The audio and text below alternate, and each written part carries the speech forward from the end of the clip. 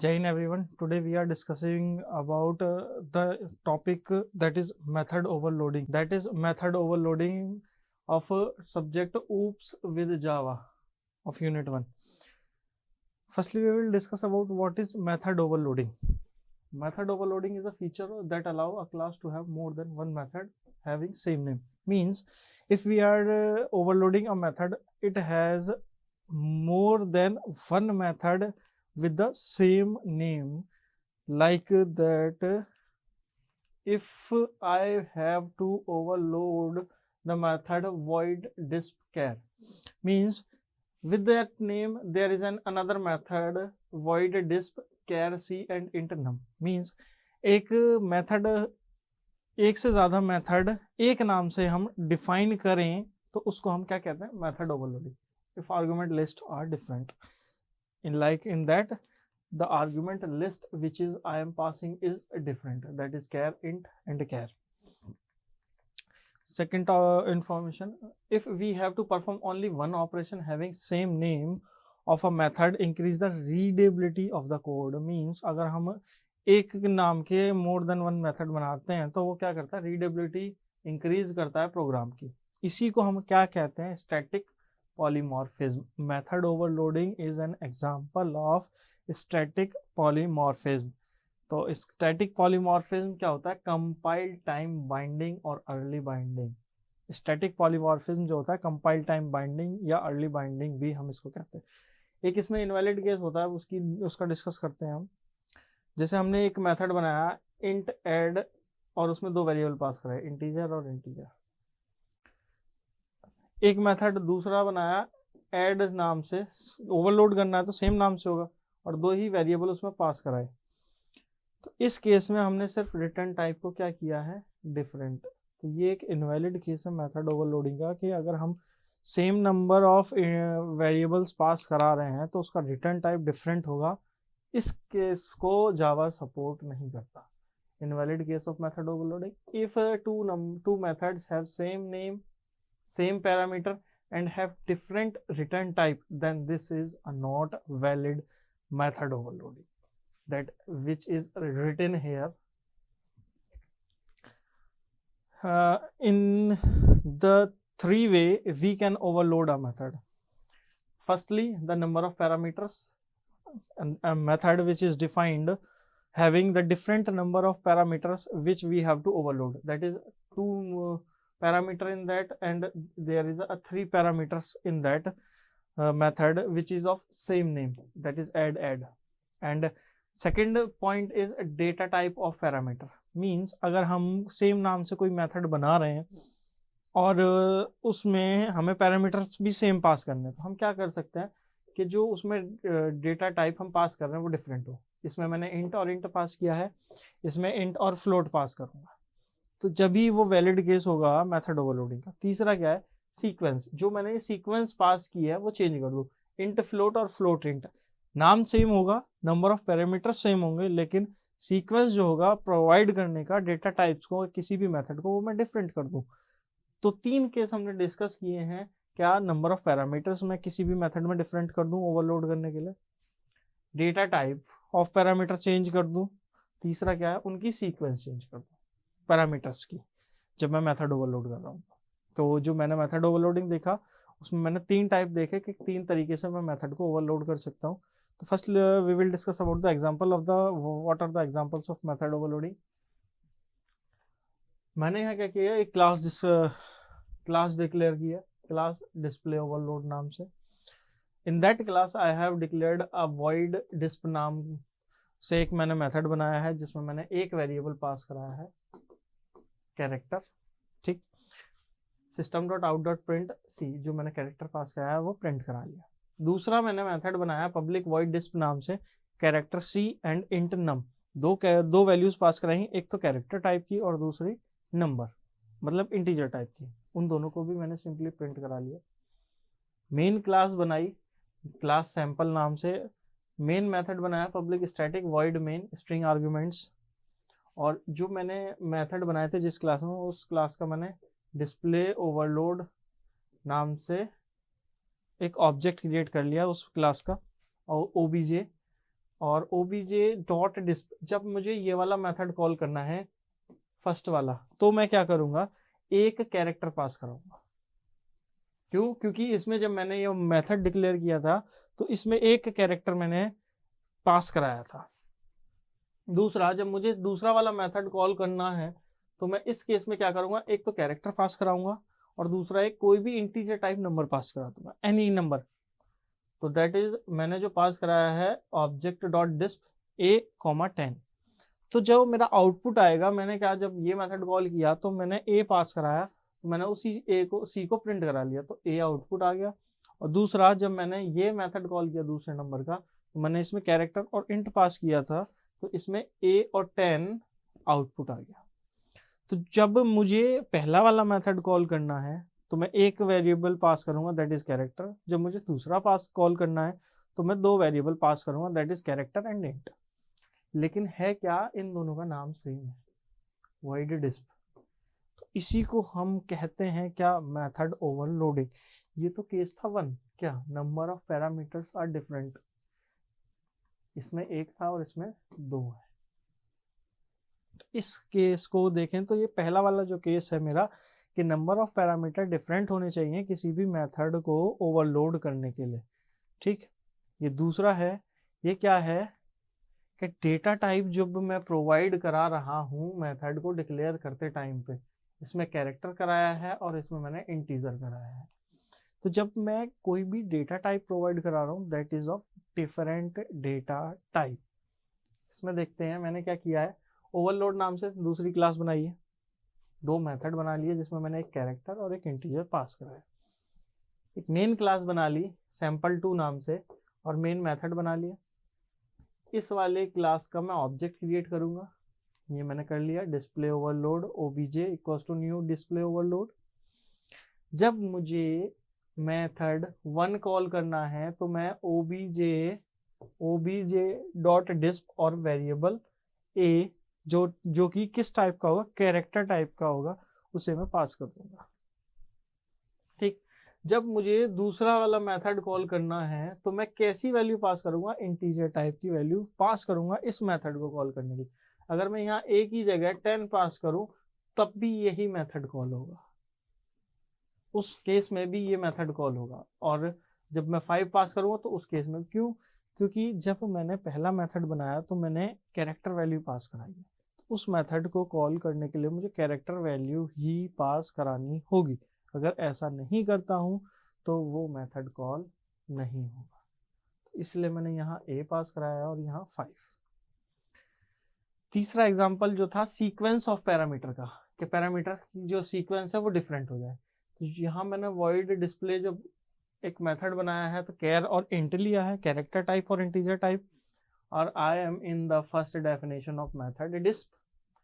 और जब दूसरा मैंने बनाया है void डिस्प नाम का, तो उसमें मैंने क्या किया, इंटीजर और कैरेक्टर पास किया है, तो I am in the second definition of method disp. अब मैं क्या करूंगा, जब मैंने ऑब्जेक्ट क्रिएट कर लिया तो मुझे जब पहला मेथड कॉल करना होगा तो मैं एक कैरेक्टर वैल्यू और एक इंटीजर वैल्यू पास करूंगा जब भी मैंने कॉल करना होगा फर्स्ट मेथड।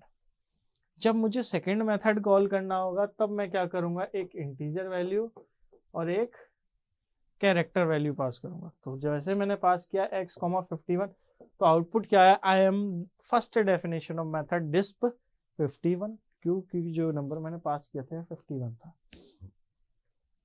जब मुझे सेकंड मेथड कॉल करना था तो मैंने क्या किया, इंटीजर और एक कैरेक्टर पास किया और आउटपुट क्या आया, I am the second definition of method disp 52। क्यों 52, क्योंकि यहाँ 52 पास मैंने किया था इसलिए।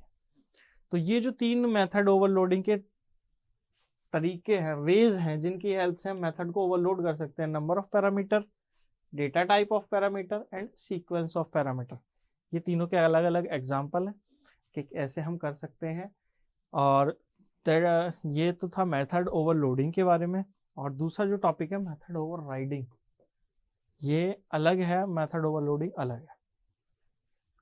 मेथड ओवरराइडिंग का मतलब है कि डिक्लेयरिंग अ मेथड इन सब class which is already present in parent class is known as method overriding. Riding, और इसे हम क्या कहते हैं, रन टाइम पॉलीमॉर्फिज्म कहते हैं। और ओवररिडन मेथड चाइल्ड क्लास के अंदर होगा। In this case the method in parent class is called overridden method and child class के अंदर जो हम करेंगे वो overriding method होगा। अभी देखते हैं आगे क्या होता, क्या है, क्या कैसे करते हैं method overriding। Method overriding is done so that a child class can give its own implementation to method which is already provided by the parent class। Means कि method overriding में पेरेंट क्लास के कोई अंदर मैंने method declare किया है तो मैं उसको चाइल्ड क्लास के अंदर ओवरराइड कर सकता हूँ, जिसकी हेल्प से मैं अपना इम्प्लीमेंटेशन प्रोवाइड कर दूंगा किसके अंदर, चाइल्ड क्लास के अंदर, parent class and child class के अंदर, जैसा है लिखा चाइल्ड क्लास ओवरराइड। देखते हैं एग्जांपल क्या है। मैंने एक क्लास बनाई ह्यूमन नाम की, एक मेथड बना लिया void eat नाम से। void eat नाम से मैंने मेथड बनाया, उसमें क्या लिखा, system.out.println ह्यूमन इज ईटिंग।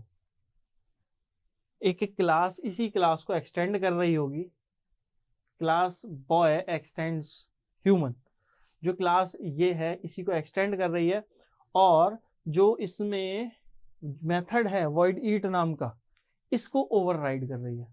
फिर से अपना इम्प्लीमेंटेशन यहाँ क्लास बॉय प्रोवाइड कर रही है, जो कि डिक्लेयर्ड था मेथड कहाँ, पेरेंट क्लास के अंदर। ये वाली तो है पेरेंट क्लास और ये है चाइल्ड क्लास। ये ओवररिडन मेथड है ये वाला, और ये ओवरराइडिंग मेथड है void eat। system.out.println boy is eating, इसमें human is eating, अपना इम्प्लीमेंटेशन दे दिया इस क्लास ने कि boys is eating। अब मैं जब बॉय क्लास का ऑब्जेक्ट क्रिएट करूंगा, void, ये तो आगे मेन मेथड, जब मैं बॉय क्लास का ऑब्जेक्ट क्रिएट करूंगा obj equals to new boy, this will call the child class version of eating। क्यों, क्योंकि मैंने बॉय क्लास का ऑब्जेक्ट क्रिएट किया है और obj.eat कॉल करने पे मुझे boys is eating आंसर मिल जाएगा, आउटपुट boy is eating है। क्यों, क्योंकि मैंने इसका ऑब्जेक्ट क्रिएट किया है। मुझे ये कॉल करना है तो ह्यूमन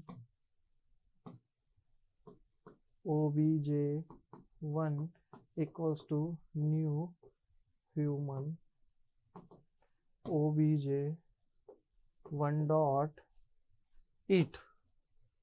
अब आउटपुट आएगा क्या, human is eating.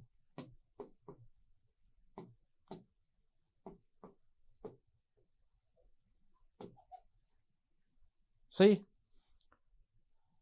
Rules for overriding क्या है, argument list should be exactly the same as that of overriding method। means if I am providing a argument here, means I am providing a variable, this must be provide a variable which is of same, means I am providing here char c, then here I also provide a char c variable।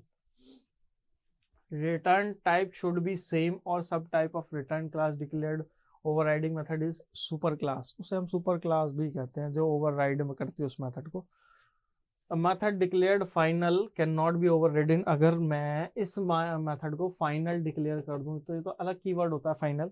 अगर इस method को final declare कर दूं तो मैं इसको override नहीं कर सकता। if a method cannot be inherited then it cannot be overridden। means अगर मैं इस क्लास को एक्सटेंड ना करूं ह्यूमन क्लास को तो भी मैं इसे ओवरराइड नहीं कर सकता। Sub class is a different package can only override the non final methods. जब ये नॉन फाइनल होगा तभी ओवरराइड होगा। Instance method can be overridden only if they are inherited by sub class. बात वही है, अगर ये इनहेरिट हो रही होगी, एक्सटेंड कर रही होगी ये क्लास, तभी इस मेथड को मैं ओवरराइड कर पाऊंगा, अगर अदरवाइज नहीं कर पाऊंगा। Constructor can not be overridden. जो कंस्ट्रक्टर होते हैं उन्हें हम ओवरराइड नहीं कर सकते कि जो भी कंस्ट्रक्टर है उसे मैं ओवरराइड कर पाऊँ। ऐसा नहीं होता कि अगर मैंने कंस्ट्रक्टर डिक्लेयर कर दिया, कंस्ट्रक्टर अलग चीज़ है, तो उसे ओवरराइड नहीं कर सकता मैं, मेथड को ओवरराइड कर सकता हूँ। ठीक, इनहेरिटेंस है। What is inheritance? इनहेरिटेंस अगर हम देखें तो हमने यहाँ इनहेरिटेंस ही किया है कि एक पेरेंट क्लास है और एक चाइल्ड क्लास है, कि जो पेरेंट क्लास में मेथड्स वेरिएबल्स डिक्लेयर करता हूँ उन्हें मैं चाइल्ड क्लास के अंदर इनहेरिट कर सकता हूँ। ये एक इज ए रिलेशनशिप को फॉलो करती है जिसे हम पेरेंट चाइल्ड रिलेशनशिप भी कहते हैं। दो क्लासेस होती हैं, एक पेरेंट क्लास और एक चाइल्ड क्लास। जो क्लास किसी अनदर क्लास को एक्सटेंड कर रही होगी, मान लो क्लास ए है, इसके कुछ अपने स्टेटमेंट है, और ये क्लास बी है, एक्सटेंड कर रही है किसको? ए को। तो ये जो क्लास होगी ये चाइल्ड क्लास होगी और ये पेरेंट क्लास होगी। तो कहने का मतलब क्या है कि अगर मुझे किसी क्लास को इनहेरिट करना है तो मुझे एक्सटेंड्स कीवर्ड यूज करना होगा। एक्सटेंड कीवर्ड के बिना मैं इनहेरिटेंस नहीं अचीव कर सकता। तो जैसे यहाँ लिखा है, extends keywords is a keyword used to inherit the property of a class following. Class super है कोई, इसका अपना स्टेटमेंट है, class sub extends super means this is the keyword which is used to inherit the properties of another class. Example लिए लेते हैं, एक class teacher, एक क्लास बनाई है टीचर नाम से, उसमें स्ट्रिंग लिया है डेजिग्नेशन के टीचर है, स्ट्रिंग लिया है कॉलेज नेम, बुक नेम लिख लो, बुक नेम बिगनर्स बुक है, और एक कंस्ट्रक्ट इसमें मैंने मेथड बनाया, कंस्ट्रक्टर ने मेथड बनाया void does नाम से। ठीक, जो क्या कर रहा है, system dot out dot println teaching provide कर रहा है, आउटपुट क्या? टीचिंग। दूसरी क्लास मैंने क्या बनाई है, क्लास फिजिक्स टीचर एक्सटेंड्स। ये जो एक्सटेंड्स कीवर्ड है यही क्या कर रहा है, इनहेरिटेंस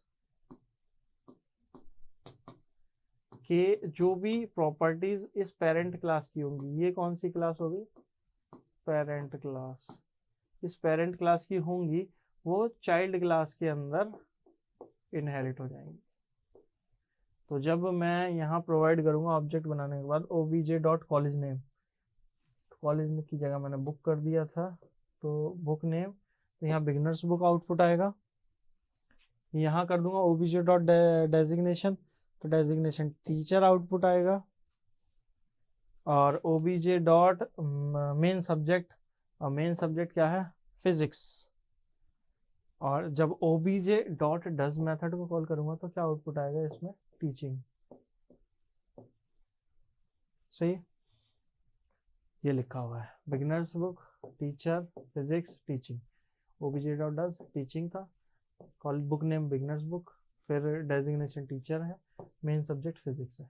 ऐसे ही यहाँ आउटपुट दे रखे हैं इसके। तो ये तो था बेसिक ऑफ इनहेरिटेंस। इनहेरिटेंस में अगर हम और बात करें तो इसके टाइप्स भी होते हैं कि हम कैसे इनहेरिटेंस फॉलो क्या कर सकते हैं कि achieve. There are different many types which use to achieve the inheritance. और ये इनहेरिटेंस के बारे में था, टाइप्स इसके पढ़ेंगे हम नेक्स्ट स्लाइड में। Thank you, this is all about for today.